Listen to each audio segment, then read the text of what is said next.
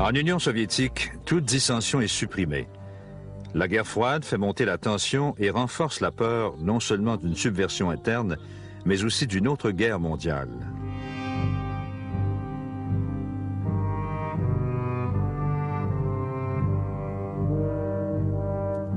Staline parle avec obsession du danger pour la paix mondiale, du besoin de se méfier des ennemis de l'intérieur. L'idéologie communiste est renforcée par la terreur policière et par le culte slave de la personnalité de Staline. Il devient un demi-dieu. On vénère son image partout.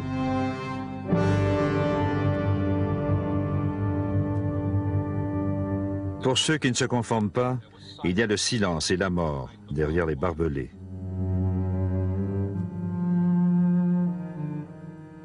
Le goulag, l'empire secret des camps de concentration, s'étend sur plus de 6500 km, de la Baltique au Pacifique.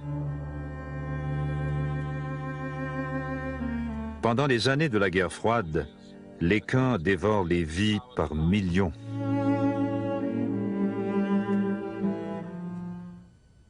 Le contrôle de Staline s'étend maintenant au-delà de l'Union soviétique. C'est un nouvel empire dirigé par des communistes locaux, entraînés à obéir à Moscou. La propagande américaine dénonce le sort de ces pays satellites. Le champ de bataille de la paix aujourd'hui, c'est cette bande stratégique de pays qui vont de la Baltique à la mer Noire. Certains appellent ces nations les pays satellites. Il serait plus juste de dire que ce sont des pays prisonniers en Europe. La campagne a été financée en secret par la CIA. Tout en les encourageant, les Américains renvoient des exilés armés dans l'Empire soviétique.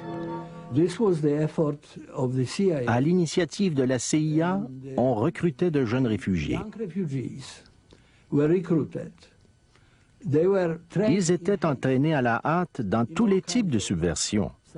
Le sabotage, le renseignement, on leur donnait des appareils photo, des codes de poste radio en ondes courtes, et on les envoyait, tout simplement. Mais le régime a infiltré tous ces camps d'entraînement. Un comité de réception les attendait pour les arrêter. Żądane przez wywiad amerykański, jak zdjęcia dokonywane obiektów przemysłowych, mostów, torów kolejowych. Niechaj tę prawdę pozna. Pour les autorités polonaises, ces intrusions justifient une répression encore plus sévère. Le parti renforce la vigilance contre les espions et les saboteurs.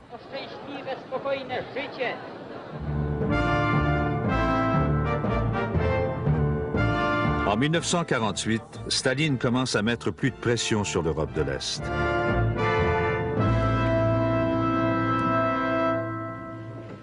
En Yougoslavie, le maréchal Tito défie Staline et s'éloigne du bloc soviétique. Moscou l'accuse d'être un traître, un déserteur au service de l'impérialisme américain. Staline intervient rapidement afin d'empêcher que la mutinerie Tito ne s'étende aux autres pays satellites comme la Tchécoslovaquie. Au début, les pays satellites pouvaient définir leur propre voie vers le communisme. Staline impose désormais à tous le modèle soviétique. Ils doivent tous défiler, crier, obéir.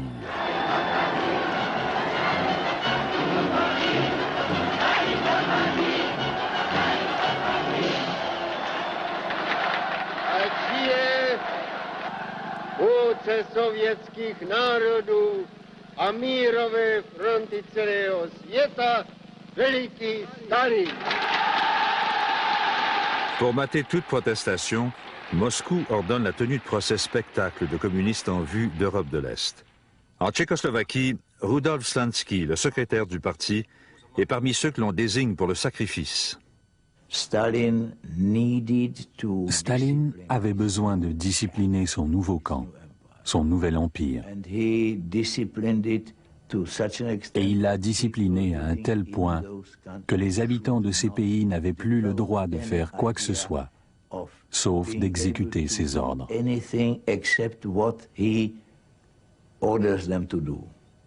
Et l'une des méthodes disciplinaires était la terreur. Slansky est accusé de titoïsme, d'espionnage et de sabotage. Ces aveux fictifs ont été rédigés par les conseillers soviétiques. To tedy znamená, že na začátku své politické činnosti před orgány buržázní moci jste si vedli jako oportunista a zbabělec a ne jako komunista. Je to. Les résultats de l'enquête préliminaire étaient préparés et vérifiés. Lorsque les preuves ne satisfaisaient pas les objectifs des services de sécurité, on les modifiait. On les fabriquait de toutes pièces afin de prouver ce qui ne pouvait l'être autrement.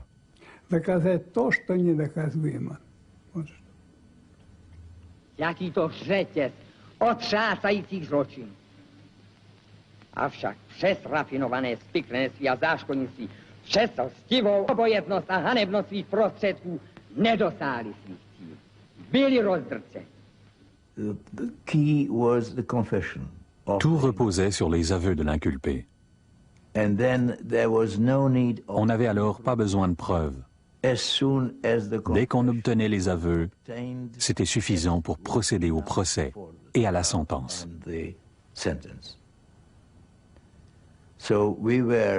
Nous étions donc à la disposition de la police secrète, qui avait des pouvoirs presque illimités sur nous et qui nous mettait dans un tel état que nous étions prêts à faire ces aveux. C'était de la torture. Ils criaient et m'insultaient. Je devais les fixer dans les yeux. Au début, j'évitais cela, mais ensuite j'ai dû répéter leurs obscénités.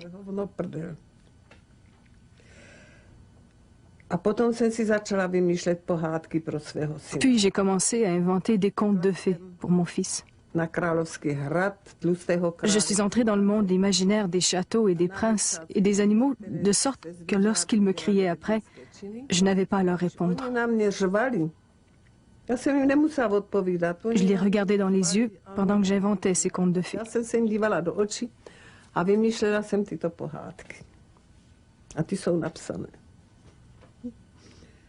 No. Není to lehké.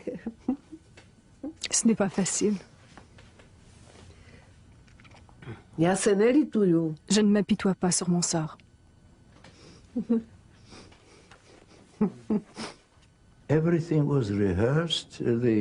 On répétait tout.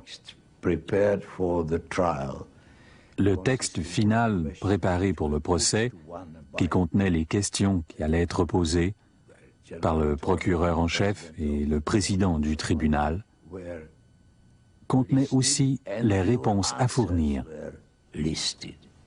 Přišel jsem do dělnického hnutí jako člověk buržázního původu. Můj otec byl zámožným vesnickým obchodníkem.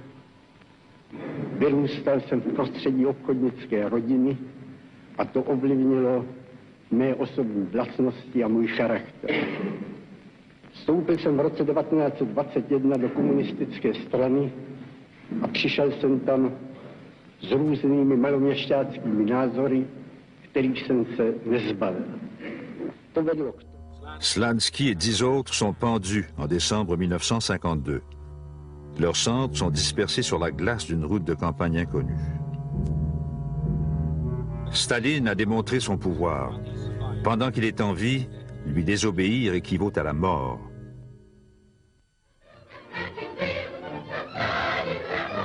En Union soviétique même, la culture et les sciences sont maintenues à l'abri de toute influence occidentale. Les arts, la peinture, la littérature, la musique sont réglementés par la doctrine du réalisme socialiste.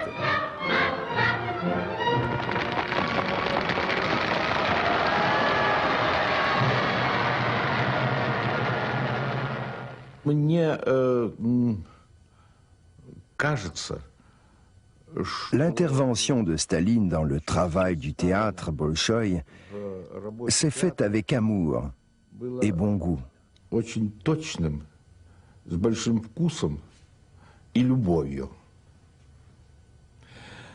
Mais la crainte que cela a engendré et le fait que les gens lui étaient totalement soumis a produit beaucoup d'effets négatifs. Cela ne rendait pas seulement les gens nerveux, cela a détruit les principes de l'art. La peur de la désapprobation de Staline paralyse la création artistique. Dimitri Shostakovich est réprimandé par le parti pour avoir dérogé à la doctrine du réalisme socialiste.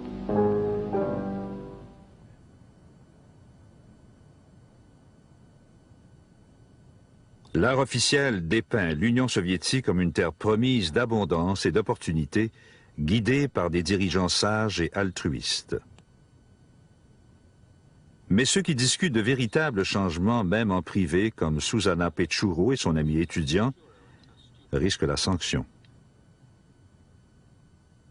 Nous avons beaucoup discuté et nous en sommes venus à la conclusion que ce qui se passait alors était complètement différent de ce que l'on nous avait fait croire. Ce n'était pas du socialisme. Susanna joint un groupe clandestin de discussion. À l'âge de 17 ans, elle est arrêtée et accusée de trahison et de terrorisme. 3 de ses amis sont exécutés. Ils ont dit, préparez-vous, vous venez avec nous. Je suis allée m'habiller derrière le paravent dans la chambre et j'ai compris alors que je ne reviendrai pas. À cet instant, je me voyais dans une cellule de prison. Par la suite, quand j'ai vraiment été emprisonnée, je me rappelais constamment ce moment.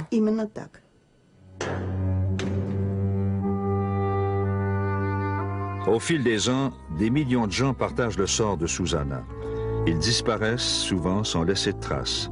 Même le fait de se renseigner sur eux peut entraîner une arrestation. Il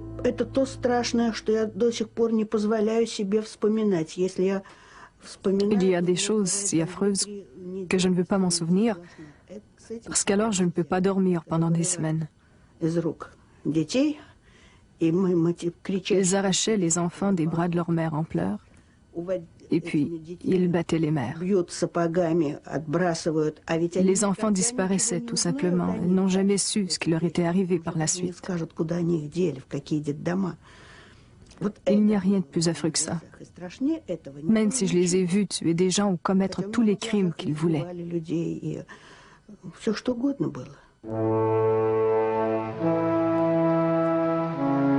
En 1952, Staline préside le 19e congrès du Parti communiste soviétique. La salle est remplie de délégations étrangères venues pour l'honorer. Staline est maintenant âgé, mais il demeure le dirigeant incontesté du monde communiste. La guerre froide, la concurrence militaire avec les États-Unis, taxe lourdement la société soviétique. En public, l'analyse que fait Staline de la lutte mondiale des classes est remplie d'espoir. Потому, повторюсь, что сама буржуазия, главный враг освободительного движения, стала другой, изменилась серьезным образом, стала более реакционной, потеряла связи с народом и тем ослабила себя. Понятно, что это обстоятельство должно также облегчить работу révolutionnaires et démocratiques partis. Mais Staline craint encore l'ennemi de l'intérieur. Il voit la trahison partout. Il soupçonne principalement les soi-disant cosmopolites, généralement des intellectuels juifs et des professionnels, qui ont déjà été persécutés à cause de leur contact avec l'Ouest. Сталину нужен был внутренний враг. Внутренний враг. Staline avait besoin d'un ennemi intérieur, d'une 5e colonne qu'on pouvait blâmer pour la situation difficile au pays. Les Juifs remplissaient très bien ce rôle. Car beaucoup de familles juives d'après-guerre avaient des parents ou des connaissances aux États-Unis.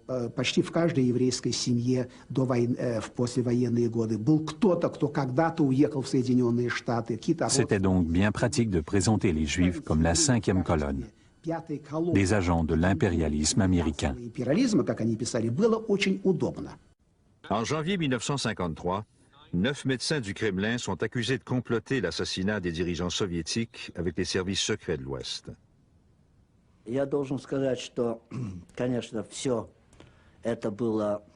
Le complot du médecin a été fomenté avec l'approbation de Staline. Staline se méfiait des médecins depuis bien longtemps avant cela. C'était aussi à cause de sa maladie qui s'aggravait avec l'âge et aussi d'un principe qu'il a appliqué toute sa vie et selon lequel on doit éliminer constamment les ennemis qui nous entourent.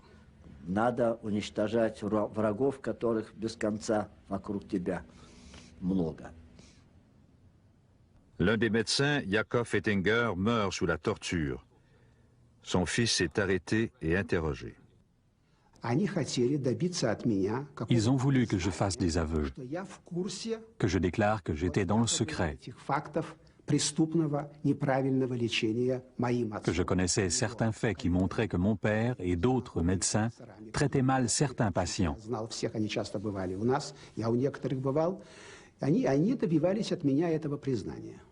Ils voulaient que je fasse ce genre de déclaration, mais ils n'ont rien obtenu de moi, même si 2 fois j'ai été envoyé au cachot.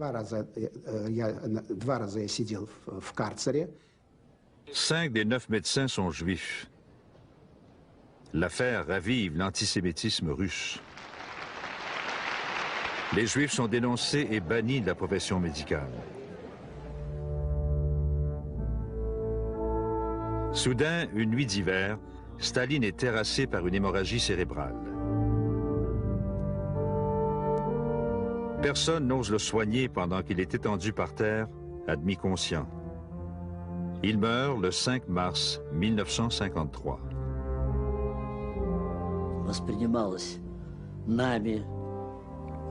Comme la plupart des gens, nous y avons vu un événement tragique.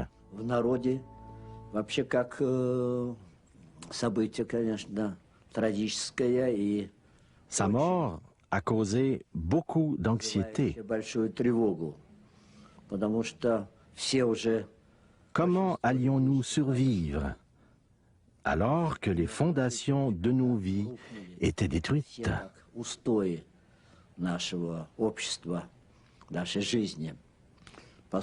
L'image de Staline qu'avait créée la propagande en faisait quelqu'un d'irremplaçable.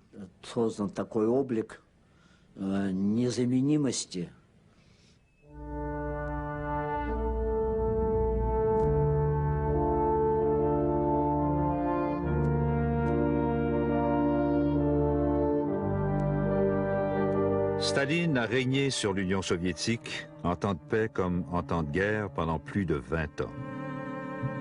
Même ceux qui l'ont détesté ne peuvent imaginer l'avenir sans lui.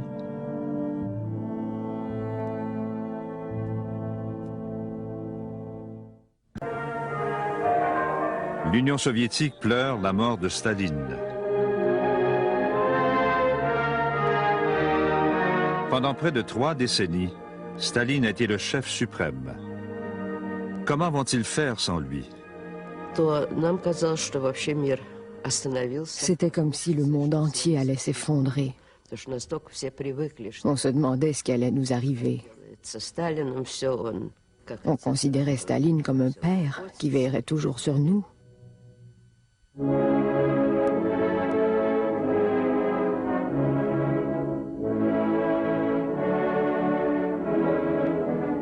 Staline meurt sans désigner de successeur. Une direction collégiale se forme. Elle est menée par Georgi Malenkov, Lavrenti Beria, Vyacheslav Molotov et Nikita Khrouchtchev.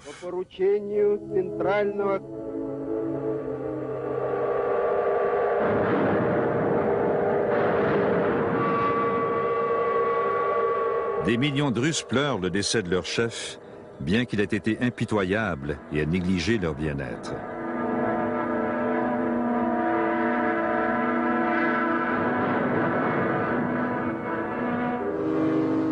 Staline a transformé l'Union soviétique en une superpuissance. Mais à sa mort, les relations avec l'Amérique et l'Occident n'ont jamais été aussi mauvaises.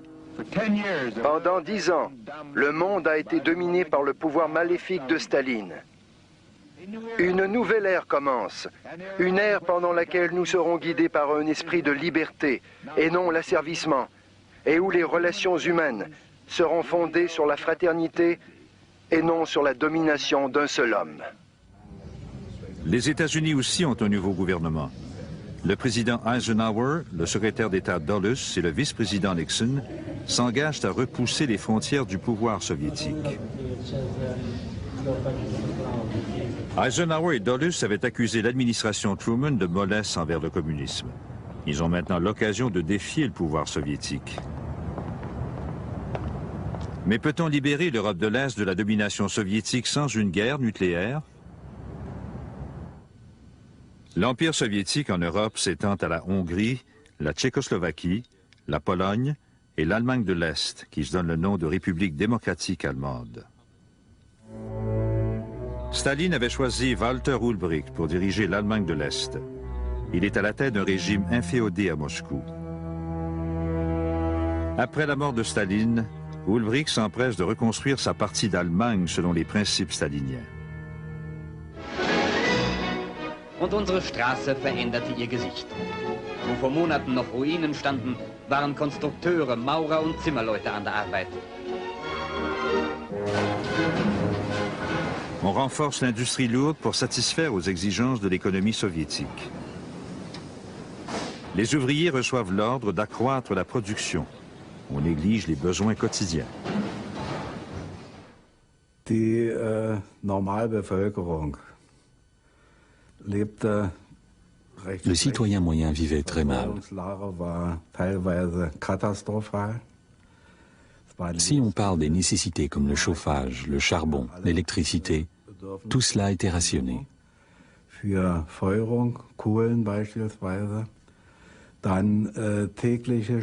L'électricité pour l'usage domestique n'était tout simplement pas disponible.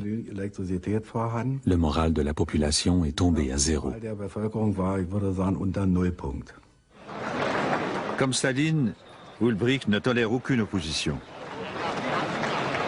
La police secrète, la Stasi, a ses informateurs partout. On ferme plusieurs églises, la censure domine. Mais l'Allemagne de l'Est est incapable de contrer les défections vers l'Ouest. Les Allemands de l'Est ont le droit de se rendre dans les secteurs britanniques, américains et français de Berlin. Ils font simplement leurs bagages et quittent par milliers. The flow of East German refugees to sanctuary in the western sector of Berlin reaches record proportions with news of the death of Stalin. Conditions are none too comfortable for these people, but they're happy to be beyond the reach of the Reds. Nullement découragé, Ulbricht exige un nouveau serment de loyauté des Allemands de l'Est. Inquiets, les nouveaux dirigeants du Kremlin ordonnent à Ulbricht d'assouplir ses politiques rigides. Il s'y résigne à moitié. Les quotas de production tant détestés restent en vigueur.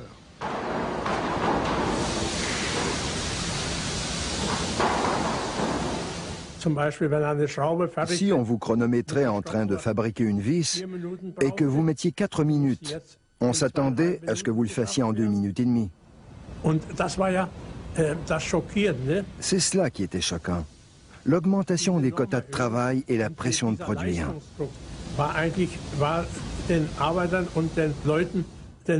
Ça en était trop pour les ouvriers. La colère populaire explose. Les ouvriers descendent dans les rues de Berlin-Est.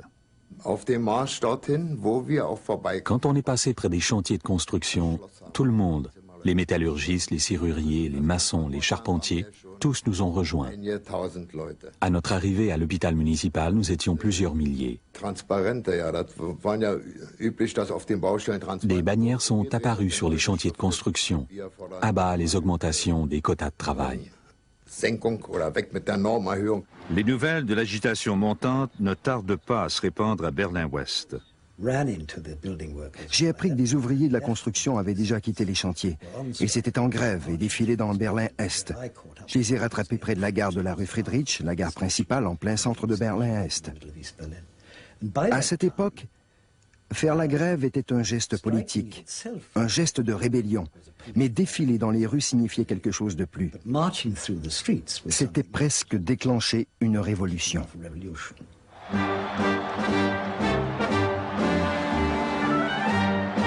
Les grèves et les manifestations éclatent à Berlin-Est et dans toute l'Allemagne de l'Est. Les manifestants renversent le symbole de la domination soviétique, le marteau et la faucille.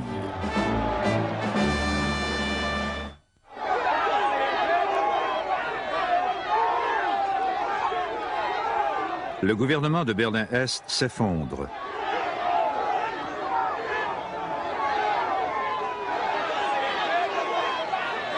Les manifestants jettent leur colère sur tous les symboles visibles du gouvernement communiste.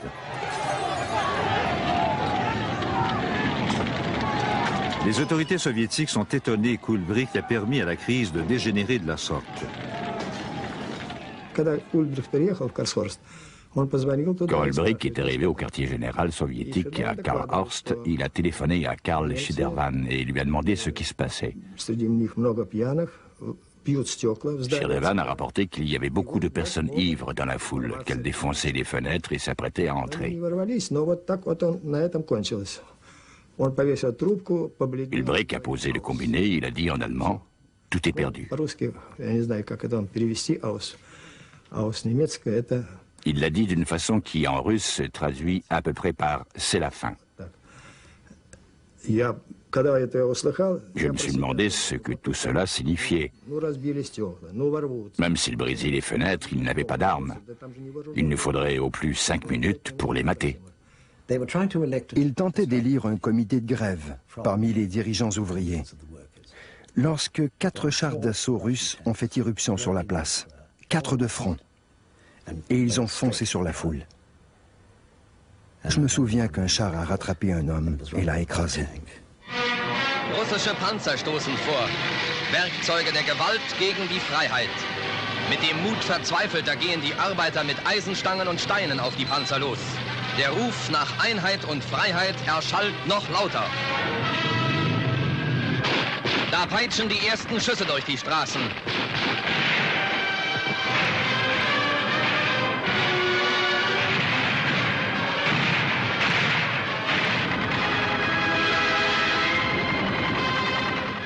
Nous ne pouvions rien contre les chars d'assaut avec nos mains nues et les pierres. Dès qu'ils ont commencé à tirer, des gens sont tombés, blessés ou tués. La fusillade a mis fin à la manifestation. Notre rêve de liberté était terminé. Les troupes soviétiques répriment la révolte dans toute l'Allemagne de l'Est. Au moins 40 personnes sont tuées.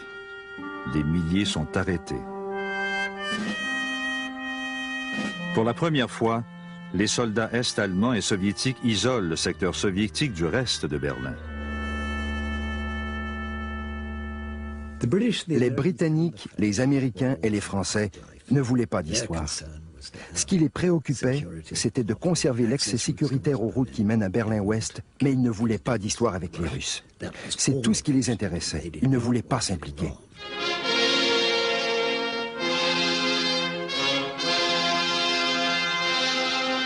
Une fois la situation stabilisée, les dirigeants de l'Allemagne de l'Est partent pour Moscou.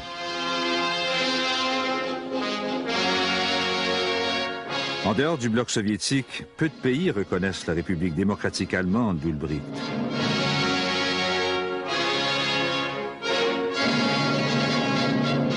Au Kremlin, l'omniprésent Molotov signe un autre accord avec les Allemands. Les vieux amis de Staline, Malenkov, Voroshilov, Khrouchtchev, Bulganin, Mikoyan et Kaganovich choisissent de rester fidèles à Ulbricht.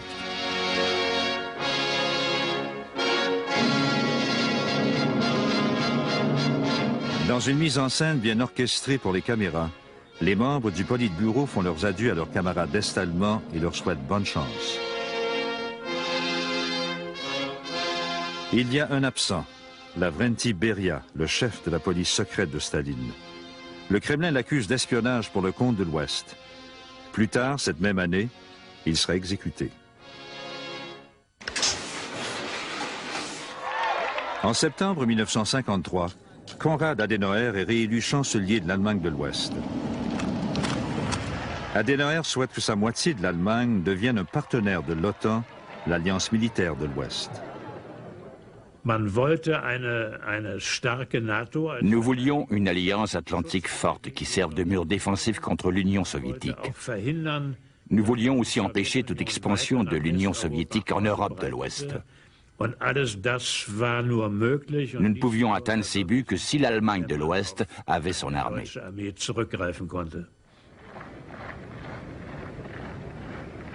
Avec l'appui des Américains, Adenauer persuade la Grande-Bretagne et la France de permettre à leur ancien ennemi de joindre l'OTAN.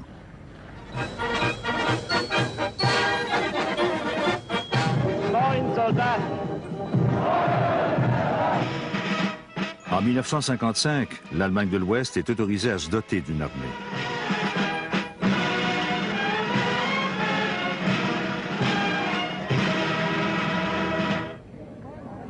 Les Soviétiques réagissent rapidement à l'admission de l'Allemagne de l'Ouest à l'OTAN en formant leur propre alliance militaire, le pacte de Varsovie. Le pacte lie de façon formelle les armées des pays satellites communistes au haut commandement soviétique. Le nouveau traité légalise la présence des troupes soviétiques en Europe de l'Est. L'Est et l'Ouest déclarent tous les deux que leurs alliances ne sont que défensives. Mais les deux camps se préparent à la guerre. Les Soviétiques veulent toutefois réduire la tension en Europe. Molotov, l'intransigeant ministre des Affaires étrangères, reçoit l'ordre de négocier un traité de paix avec les Autrichiens et le retrait des troupes soviétiques.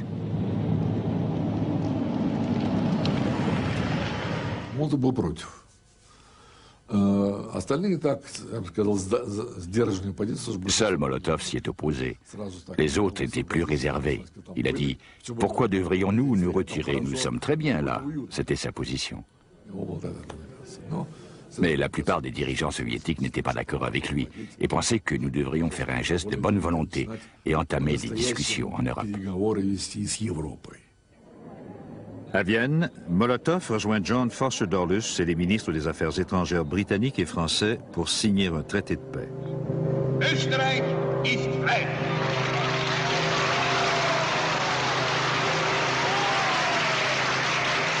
La Grande-Bretagne, la France, l'Amérique et l'Union soviétique acceptent de mettre un terme à leur occupation militaire de l'Autriche. En retour, les Autrichiens promettent une neutralité permanente. 10 ans après la fin de la Deuxième Guerre mondiale, l'Occident et l'Union soviétique retirent leurs troupes du sol autrichien. Leur départ incite d'autres peuples à espérer qu'un jour, les troupes soviétiques se retirent aussi d'Europe de l'Est. Dans la lutte au pouvoir du Kremlin, Khrouchtchev déjoue Malenkov et Molotov. En 1955, il dirige une délégation soviétique en Yougoslavie. Khrouchtchev veut réparer les dommages qu'a fait Staline en expulsant le président Tito de Yougoslavie du bloc communiste. Mon père pensait que ces gens avaient combattu le fascisme. Et en fait, c'était le seul pays en Europe à avoir gagné seul, sans l'aide de l'Union soviétique.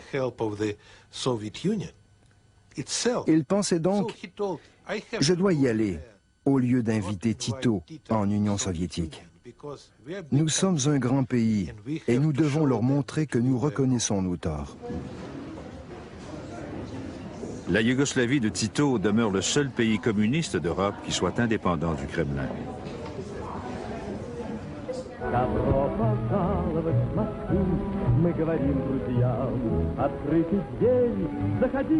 À l'intérieur de l'Union soviétique, Khrouchtchev veut renverser l'héritage stalinien de terreur et de misère. Il affecte des ressources supplémentaires à la production de biens de consommation et au logement. Des milliers de prisonniers politiques sont libérés du goulag. Mon père croyait beaucoup au communisme. Pour lui, c'était la meilleure vie possible pour le peuple, comme le paradis sur terre.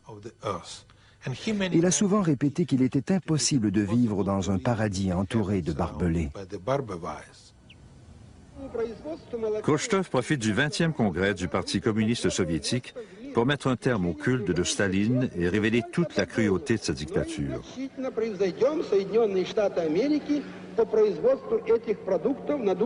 Lors d'une session secrète, Khrouchtchev fait un discours qui étonne tout l'auditoire.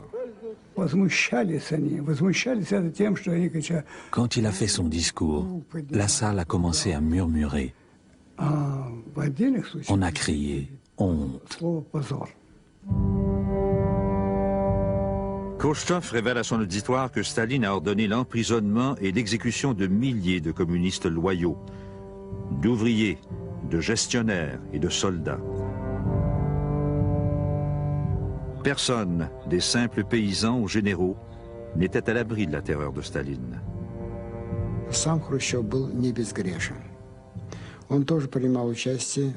Khrouchtchev lui-même n'était pas sans reproche. Il avait joué un rôle actif dans les répressions de Staline en Ukraine et dans d'autres régions du pays. Il n'avait pas le droit moral de parler de Staline comme s'il était lui-même absolument innocent. La peur, le tourment qui ont suivi la mort de Staline ont commencé à s'estomper. Après le 20e congrès, il semblait que la peur ne reviendrait jamais.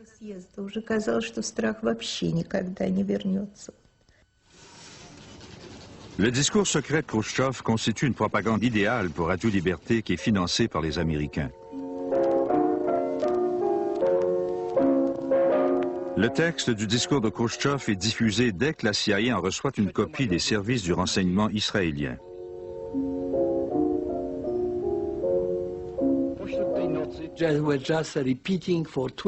Ils l'ont diffusé 24 heures sur 24.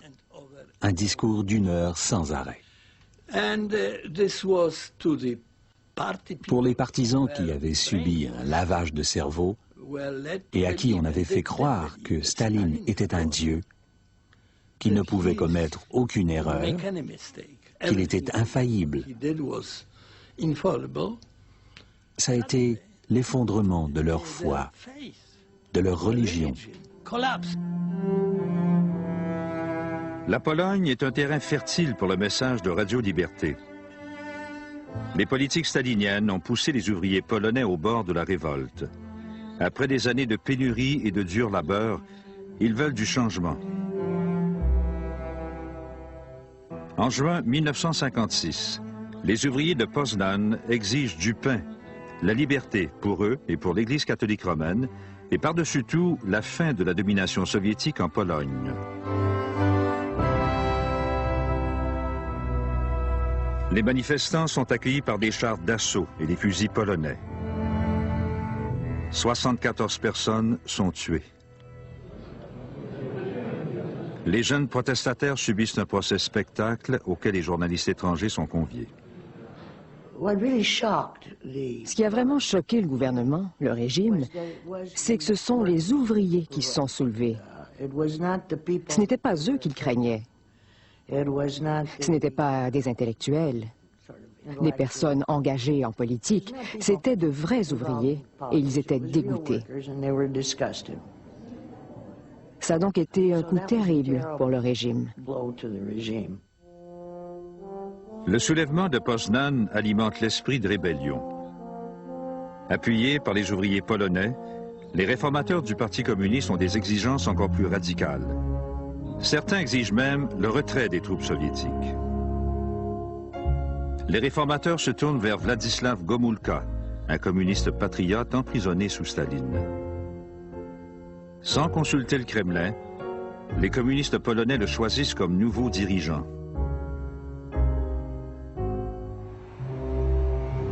Craignant une révolte anti-russe, Moscou donne l'ordre aux troupes soviétiques de marcher vers Varsovie. Et Khrouchtchev s'envole pour la Pologne afin de faire savoir à Gomulka qui est le patron. Nous étions à la fois terrorisés et amusés, parce qu'il se conduisait de façon très étrange. Il tournait en rond et brandissait le poing. Il nous accusait de vouloir nous séparer et il disait qu'il ne le permettrait pas. Il se conduisait très mal. Pendant que Gomulka et Khrouchtchev discutent, les soldats soviétiques prennent position, prêts à frapper. L'Amérique observe. You're about to see the Secretary of State, John Foster Dulles, face the nation with questions from veteran correspondents representing the nation's press. Le 17 juin 1953, Monsieur le Secrétaire, la population de l'Allemagne de l'Est s'est soulevée contre le régime communiste et les Russes ont pu intervenir militairement pour étouffer le soulèvement. Pendant ce temps, nous n'avons rien fait. Nous avons permis que cela arrive. Allons-nous laisser de nouveau faire les choses si ce genre de soulèvement se produit en Pologne? Eh bien, je ne pense pas que nous enverrions nos propres forces armées en Pologne ou en Allemagne de l'Est dans ces circonstances. Je doute que cela puisse être bénéfique ou souhaitable. C'est la dernière chose au monde que souhaitent ces gens qui tentent de gagner leur indépendance. Cela nous entraînerait dans une guerre mondiale et cela provoquerait probablement la disparition de tous ces peuples. Parce qu'il a l'appui de l'armée et du peuple polonais, Gomulka gagne son point avec Khrouchtchev. Gomulka s'engage à ce que la Pologne reste un membre loyal du pacte de Varsovie. En retour, il s'assure d'une plus grande liberté d'action dans les affaires internes polonaises. Au moment où les troupes soviétiques reçoivent l'ordre de regagner les casernes, Gomulka s'adresse à la population.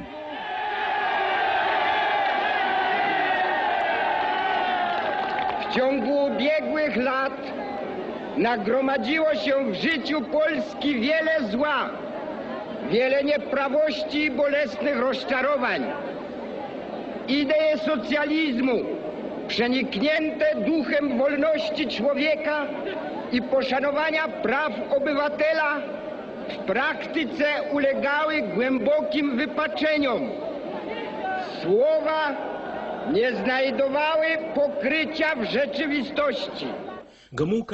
Gomulka m'a dit quelques années plus tard qu'il avait eu une conversation avec le maréchal soviétique Zhukov, qui avait un peu bu.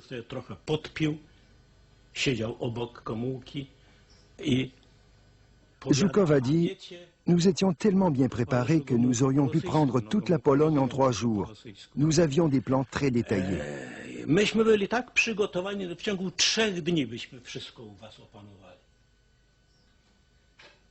Et Gomulka a répondu « Aviez-vous prévu le nombre de victimes dans chaque camp ?»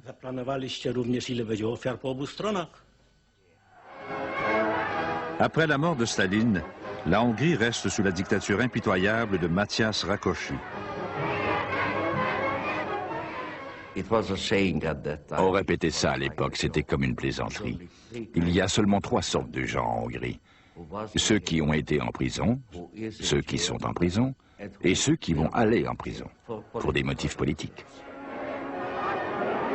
Comme Staline, Rákosi assassine et emprisonne ses rivaux. Mais on s'attend à ce que le peuple applaudisse et se conforme.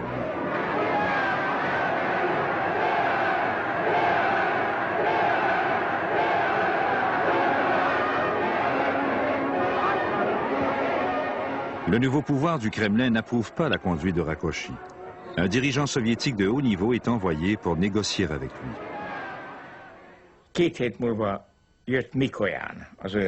Mikoyan, le communard arménien, est arrivé. Rákosi et moi, nous sommes allés l'accueillir à l'aéroport et nous l'avons ramené en voiture. Nous étions presque arrivés à l'hôtel privé lorsque Mikoyan s'est tourné vers Rákosi et il a dit « La direction soviétique juge que vous êtes malade ». Eh bien, Rákosi ne croyait pas qu'il était malade. Mais bien sûr, à l'époque, la maladie était une décision politique. Mikoyan a poursuivi « Vous devrez être soigné à Moscou. Il vous faudra donc démissionner ». Les Soviétiques permettent à András Egédus de demeurer Premier ministre. Mais les réformateurs du Parti communiste hongrois recherchent un dirigeant plus indépendant de Moscou. Ils veulent qu'Imre Nagy prenne le pouvoir. Comme Gomulka en Pologne, Nagy est perçu comme un dirigeant capable de réformer le parti. L'ambassade soviétique à Budapest est mal à l'aise.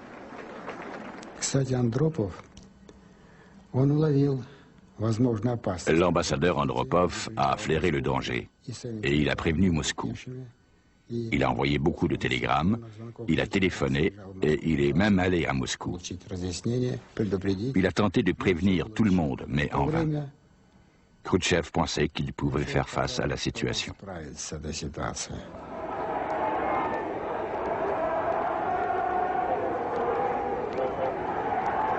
Encouragés par la réussite de Gomulka en Pologne, des milliers de gens descendent dans les rues de Budapest. Les étudiants et les ouvriers exigent la liberté de parole, l'abolition de la police secrète et le retrait des troupes soviétiques. Ils défilent avec des drapeaux hongrois d'où l'emblème communiste a été arraché. J'ai été arrêté au milieu du pont Margit par des étudiantes.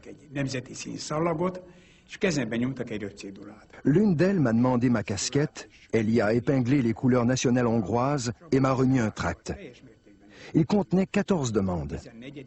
J'étais d'accord avec 13 de ces demandes, mais je ne pouvais pas approuver la 14e, qui exigeait le retrait des troupes soviétiques de Hongrie. C'était une exigence impossible.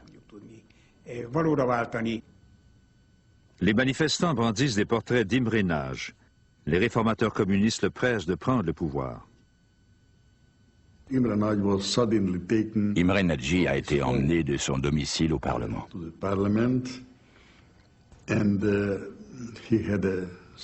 Il a parlé pendant plusieurs minutes. Il a commencé en disant « Camarades ». Et la foule a rugi en disant « Nous ne sommes pas des camarades ». Nagy juge mal l'humeur populaire. Les Hongrois veulent un changement radical, immédiat. Dans le centre de Budapest, une foule survoltée renverse le monument de Staline. Nagy reste silencieux quand la direction communiste chancelante de la Hongrie fait appel au Kremlin pour écraser l'agitation naissante. J'ai eu un appel téléphonique de mon commandant de division à Segled. Il m'a dit « Vous devez aller à Budapest, c'est urgent ». J'ai demandé « Quels sont mes ordres ?» On m'a dit que je les recevrais à mon arrivée en ville.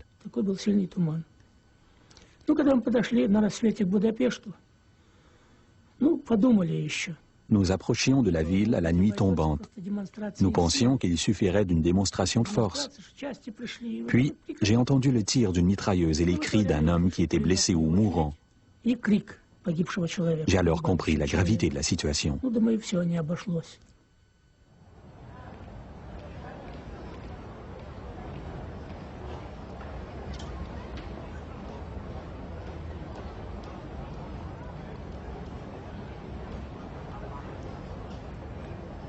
Les civils armés empêchent les renforts de chars d'assaut soviétiques d'entrer à Budapest. Les Hongrois disposent de cocktails Molotov, de fusils, de mitrailleuses et d'enthousiasme.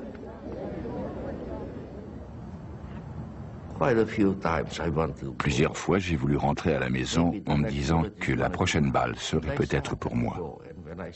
Et j'ai fait quelques pas, et quand j'ai vu des enfants de 13-14 ans morts, je me suis dit, Je suis dans l'armée depuis 2 ans et 3 mois. Je sais me servir d'une arme. Et je vais rentrer chez moi en laissant ces enfants mourir pour notre pays. C'est la honte qui m'a fait rester là. Durant 4 jours de combat, les révolutionnaires de Budapest tiennent bon.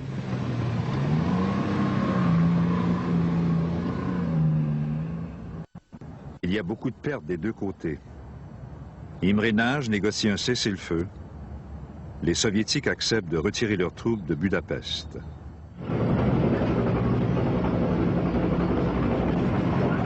Le Kremlin espère que Nagy, maintenant Premier ministre, pourra rétablir l'autorité communiste. Mais le patriote en lui prend le dessus. Prudemment, il décide d'appuyer les révolutionnaires hongrois.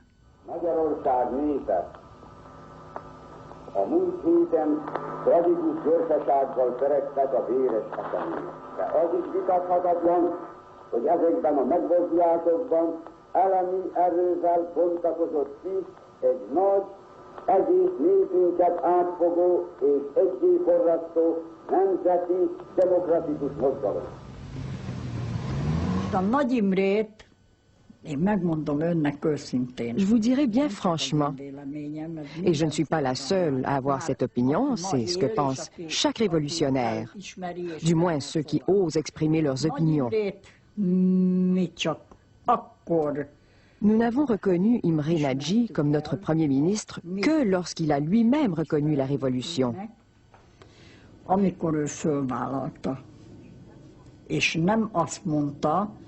Il a annoncé « Ce n'est pas une contre-révolution, c'est un combat pour la liberté ».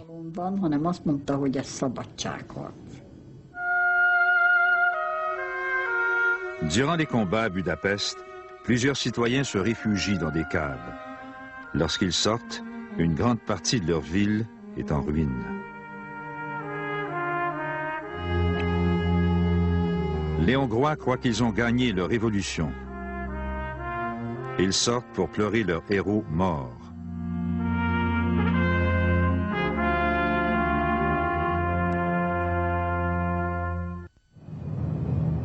Les journalistes occidentaux se précipitent en Hongrie pour rapporter la victoire. What do you hope will happen now? We hope that our country will be entirely free and we can work and we can have free connections with West, newspapers. Les gens croyaient vraiment que la vie avait changé. Partout dans le pays flottait le tricolore hongrois dont on avait arraché au centre l'emblème communiste. On aurait dit que le pays avait été complètement libéré. Bien des Hongrois comptent sur l'Amérique et l'Occident pour cautionner le succès de leur révolution. Derrière moi, le Danube bleu, à Budapest. Tout est plutôt calme ici, mais le reste de cette ville est en tourmente.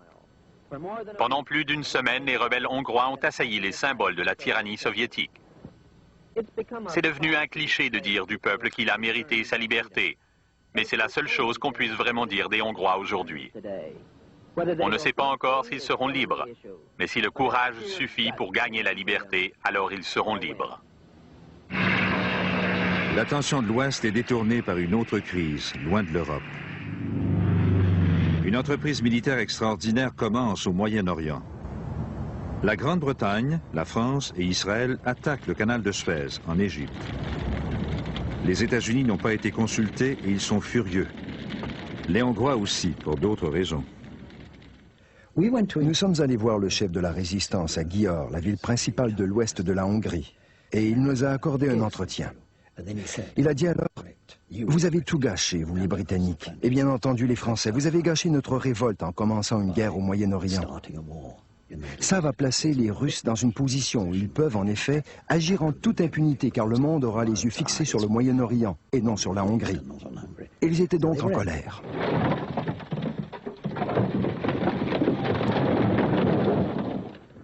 Une fois l'armée soviétique partie de la ville, les révolutionnaires de Budapest se vengent.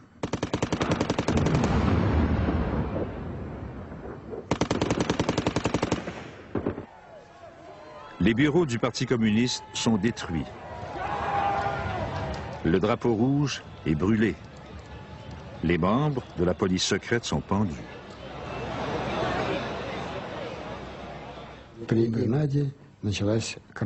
Sous Imre Nagy, il y a eu une orgie d'exactions dans les rues de Budapest et d'autres villes. J'ai vu des gens pendus par les pieds, d'autres humiliés et piétinés en public. Les Soviétiques envoient des renforts en Hongrie. Le Premier ministre Nagy tente un dernier pari. S'inspirant de l'Autriche, Nagy proclame la neutralité hongroise et se retire du pacte de Varsovie. Il espère que les pressions internationales vont empêcher les Soviétiques d'écraser la révolution.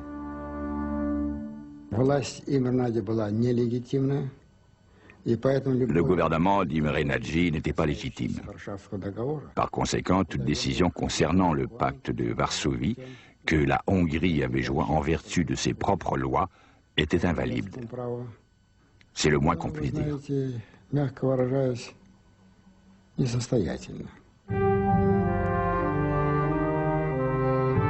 Les autres États communistes, la Chine surtout, pressent Khrouchtchev de recourir à la force.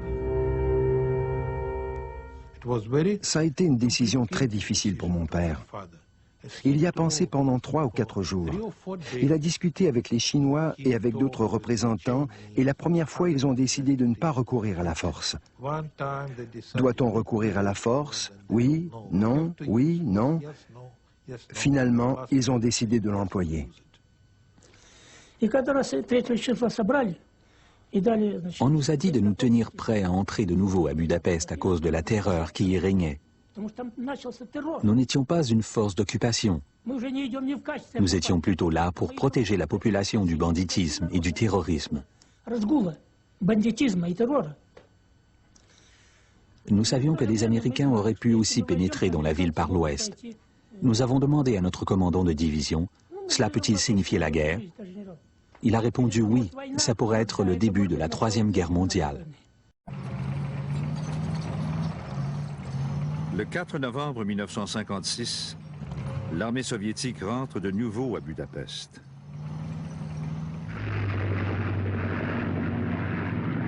Khrouchtchev a ordonné l'attaque après que les Américains lui aient laissé entendre que, selon Eisenhower, la Hongrie appartient à la sphère d'influence soviétique. Imre Nagy lance un appel au monde, mais il est trop tard. Nagy Imre beszél, a Magyar Népköztársaság minisztertanácsának elnöke. Ma hajnalban a szovjet csapatok támadást indítottak fővárosunk ellen, azzal a nyilvánvaló szándékkal, hogy megdöntsék a törvényes magyar demokratikus kormányt. Les combattants hongrois attendent en vain l'aide de l'Ouest. Comme une intervention de l'Ouest risquait fortement de déclencher une guerre mondiale, nous ne souhaitions pas vraiment de soulèvement populaire. Notre politique était donc, dans les pays satellites, d'éviter d'engendrer le moindre espoir d'une intervention de notre part. On entendait à Radio Liberté, tenez bon, 2, 3 semaines, 3 autres semaines, et nous viendrons vous aider.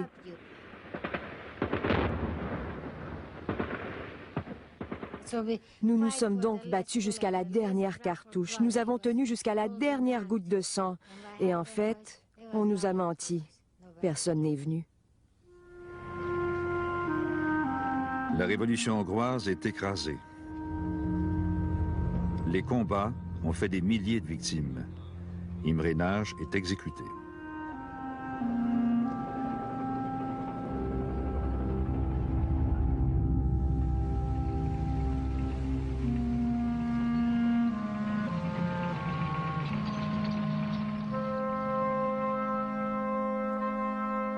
200 000 Hongrois fuient en Autriche avant que les troupes soviétiques ne ferment la frontière.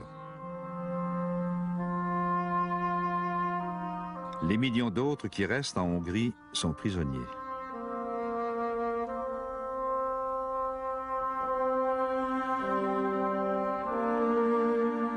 Khrouchtchev vient de renforcer le rideau de fer.